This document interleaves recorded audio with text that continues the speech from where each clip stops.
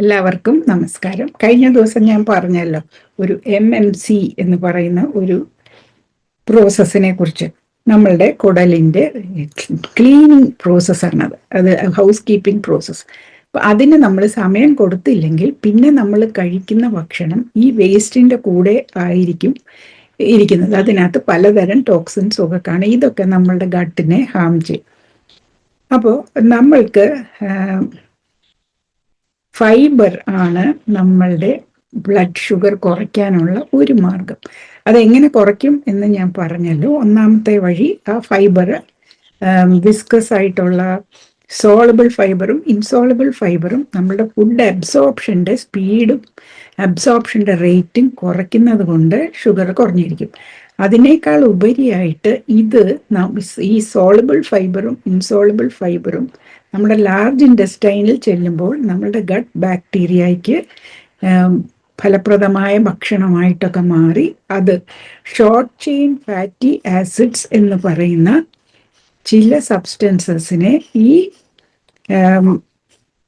ഈ നമ്മളുടെ bacteria produce ചെയ്യും. അപ്പോൾ ഈ ഷോർട്ട് ചെയിൻ ഫാറ്റി ആസിഡ്സിനെ പ്രൊഡ്യൂസ് ചെയ്യുമ്പോൾ അത് നമ്മളുടെ പലതരത്തിലുള്ള ഗുണങ്ങൾ നമുക്കുണ്ടാക്കും. നമ്മുടെ ഡയബറ്റീസ് കുറയാൻ പറ്റിയ പലതരത്തിലുള്ള ഗുണങ്ങൾ അത് ഉണ്ടാക്കും.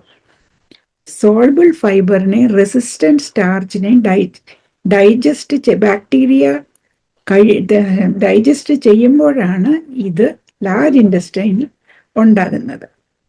അപ്പോൾ മെയിനായിട്ടുള്ള ഈ ഷോർട്ട് ചെയിൻ ഫാറ്റി ആസിഡ്സിൻ്റെ പേര് അസറ്റേറ്റ്, പ്രോപ്പൈനേറ്റ് ആൻഡ് ബ്യൂട്ടിറേറ്റ് ആണ്.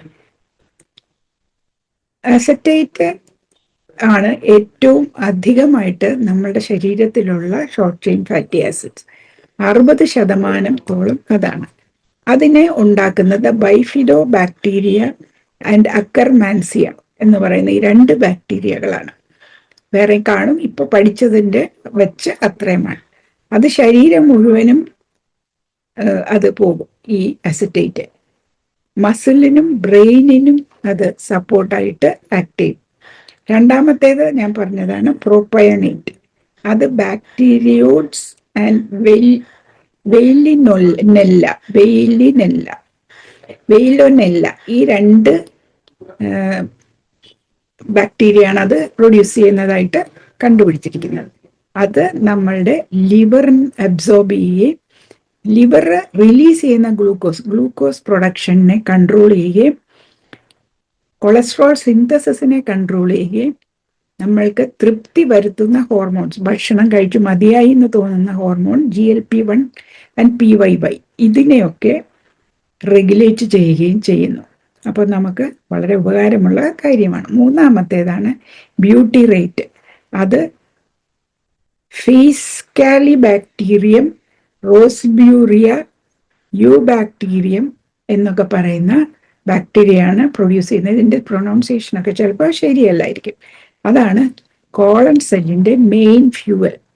അത് നമ്മുടെ ഗട്ടിനെ റിപ്പയർ ചെയ്യും. ഗട്ട് ബാരിയർ, അതായത് അത് നമ്മുടെ ബ്ലഡ് സ്ട്രീമിലേക്ക് ഇവിടെയുള്ള വിഷങ്ങളൊക്കെ കയറാതിരിക്കാനായിട്ട് സഹായിക്കും. ഇൻഫ്ലമേഷൻ കുറയ്ക്കും. കോളൻ ക്യാൻസർ വരാതെ നോക്കും. അപ്പോൾ ഇങ്ങനെ പല ഫങ്ഷൻസാണ് ഈ ഷോർട്ട് ചെയിൻ ഫാറ്റി ആസിഡ്സിനുള്ളത്. അതുണ്ടാക്കുന്നത് ഈ ഗട്ടിലുള്ള ബാക്ടീരിയയാണ്. ആ ബാക്ടീരിയ വേണമെങ്കിൽ ബാക്ടീരിയക്കുള്ള ഫുഡായ സോളബിൾ ആൻഡ് ഇൻസോളബിൾ ഫൈബർ വേണം. അപ്പോൾ ഈ CFA എന്തൊക്കെ പ്രൊഡ്യൂസ് ചെയ്യുന്നു? എനർജി, ഏതാണ്ട് 10% of daily requirement of energy അതുണ്ടാക്കുന്നു. ഗട്ട് ബാരിയറിനെ മെയിൻറ്റെയിൻ ചെയ്യുന്നു. മ്യൂസിൻ ലെയറുടെ ഇൻറ്റഗ്രിറ്റി മെയിൻറ്റെയിൻ ചെയ്യുന്നു. മ്യൂസിൻ ലെയർ ഞാൻ പറഞ്ഞല്ലോ, ഗട്ട് ബോളിനുള്ള ഒരു mucilages substance. Anti inflammatory messengers ആയിട്ട് വർക്ക് ചെയ്യുന്നു. ഇൻസുലിൻ സെൻസിറ്റിവിറ്റി ഇംപ്രൂവ് ചെയ്യുന്നു. ഗ്ലൂക്കോസ് റെഗുലേഷൻ ഇംപ്രൂവ് ചെയ്യുന്നു. Cholesterol and fat metabolism control ചെയ്യുന്നു. Gut brain signalling and appetite കൺട്രോളും അത് നടത്തുന്നു. ഗട്ട് ബ്രെയിൻ സിഗ്നലിംഗ് നമ്മൾ പറഞ്ഞല്ലോ, വേഗസ് നെർവ്. അപ്പോൾ ഫൈബർ ആൻഡ് റെസിസ്റ്റൻറ്റ് സ്റ്റാർച്ച് ആണ് ഈ SCFA ഉണ്ടാക്കാൻ പ്രധാനമായിട്ട് ഉള്ളത്. അത് ഏതൊക്കെ തരത്തിലുള്ള ഭക്ഷണങ്ങളിലാണ് നമുക്ക് കിട്ടുന്നത്? റെസിസ്റ്റൻറ്റ് സ്റ്റാർച്ച് ഞാൻ പഴയ വീഡിയോകളിൽ പറഞ്ഞിട്ടുണ്ട്. കുക്ക്ഡ് ആൻഡ് കൂൾഡ് സ്റ്റാർച്ചസിലാണ് റെസിസ്റ്റൻറ്റ് സ്റ്റാർച്ച് ഉള്ളത്. ഇപ്പോൾ ചോറ് കുക്ക് ചെയ്ത് എടുത്ത് ഫ്രിഡ്ജിൽ വെച്ച് അടുത്ത ദിവസം അത് ചൂടാക്കിയാലും അതിൽ റെസിസ്റ്റൻറ്റ് സ്റ്റാർച്ച് കൂടും. പുഴുക്കലരി ആണെങ്കിൽ ഓൾറെഡി പുഴുങ്ങി തണുപ്പിച്ച് കുത്തിയത് കൊണ്ട് അതിനകത്ത് റെസിസ്റ്റൻറ്റ് സ്റ്റാർച്ച് ഉണ്ട്. അതേപോലെ മില്ലറ്റ്സ് ഒക്കെ നമ്മൾ കുക്ക് ചെയ്ത് കൂൾ ചെയ്യുമ്പോൾ ഇതുപോലെ വരും. പിന്നെ റെസിസ്റ്റൻറ്റ് സ്റ്റാർച്ചുള്ള ഭക്ഷണങ്ങളാണ് ചക്ക, പേരയ്ക്ക, പപ്പായ, pomegranate, flax seed, chia seed, പിന്നെ പൾസസ്, നമ്മുടെ ചെറുപയർ, വൻപയർ, പരിപ്പ് വർഗ്ഗങ്ങൾ, ഇതെല്ലാം ഗട്ട് മൈക്രോബ്സ് ഫെർമെൻറ്റ് ചെയ്ത് ഷോർട്ട് ചെയിൻ ഫാറ്റി ആസിഡ്സ് ഉണ്ടാക്കും. ഇതിനെ ഫെർമെൻറ്റ് ചെയ്യുക ചെയ്യുന്നത്, അതാണ് ഗ്യാസ് ഉണ്ടാകാനുള്ള കാരണം. അപ്പോൾ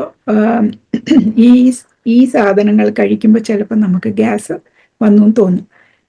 ബാലൻസ് ആയിട്ട് നമ്മൾ ഫൈബർ ഇൻടേക്ക് ചെയ്താൽ നമുക്ക് അത്യാവശ്യമുള്ള ഈ 3 ഷോർട്ട് ചെയിൻ ഫാറ്റി ആസിഡ്സും നമുക്ക് പ്രൊഡ്യൂസ് ചെയ്യാൻ സാധിക്കും. അപ്പോൾ ഏതൊക്കെ ഫൈബർ ഏതൊക്കെ ഇതിനെ ഹെൽപ്പ് ചെയ്യും, അതുപോലെ നമ്മുടെ ജാക്ക് ഫ്രൂട്ട് 365 എന്ന് പറയുന്ന ഫൈബർ സപ്ലിമെൻ്റ് എങ്ങനെ ഹെൽപ്പ് ചെയ്യും, ഇതൊക്കെ ഞാൻ അടുത്ത വീഡിയോയിൽ പറയാം. ഇപ്പോഴത്തേക്ക് ഇത് മതിയായി എന്ന് എനിക്ക് തോന്നുന്നു.